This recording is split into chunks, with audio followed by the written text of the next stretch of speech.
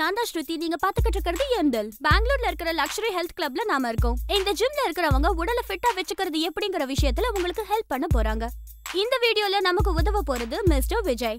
இந்த கிளப்ல அவர் ஒரு ஸ்போர்ட்ஸ் ஸ்பெஷலிஸ்ட் அண்ட் கர்நாடகால இருக்கிற அப்கமிங் கிரிக்கெட்டர்ஸ்க்கு இவர் ஹெல்ப் பண்ணிட்டு இருக்காரு. இன்னைக்கு மிஸ்டர் விஜய் நமக்கு கொஞ்சம் சிம்பிளான எக்ஸசைசஸ்லாம் சொல்லி தர போறாரு. சோ பவுலிங் பண்ற நீங்க இதை எல்லாமே நல்லா கத்துக்குவீங்கன்னு நான் நினைக்கிறேன். சரி வாங்க பாப்போம். இந்த உடற்பயிற்சியில அனிஷ் ஓவர் ஹெட் த்ரோ பண்ணிட்டு இருக்காரு. இதனால உடல் வலுவாகும். ஒரு பவுலருக்கு ஷோல்டர் மசில்ஸ் ரொம்பவும் முக்கியமானது. அதனால நம்ம அதை பலமாக்கணும். இந்த மெடிக்கல் பால உங்களுக்கு ஏத்த வெயிட்ல பக்கத்துல இருக்கிற ஸ்போர்ட்ஸ் ஸ்டோர்லயே வாங்கலாம். இதை நீங்க 2 செட் பண்ணணும். ஒவ்வொரு செட்டும் 7 தடவை.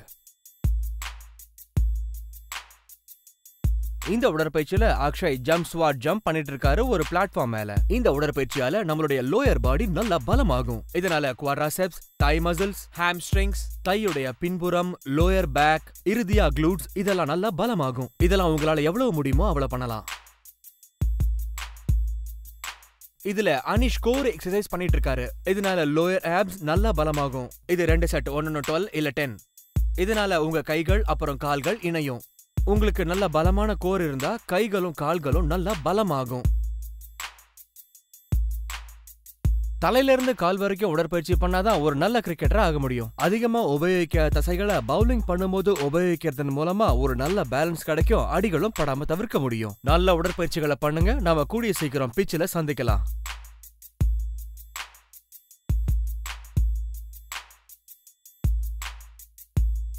சோ யார் யாருக்கெல்லாம் கிரிக்கெட் பிடிக்குமோ இதை பாத்தீங்கல்ல.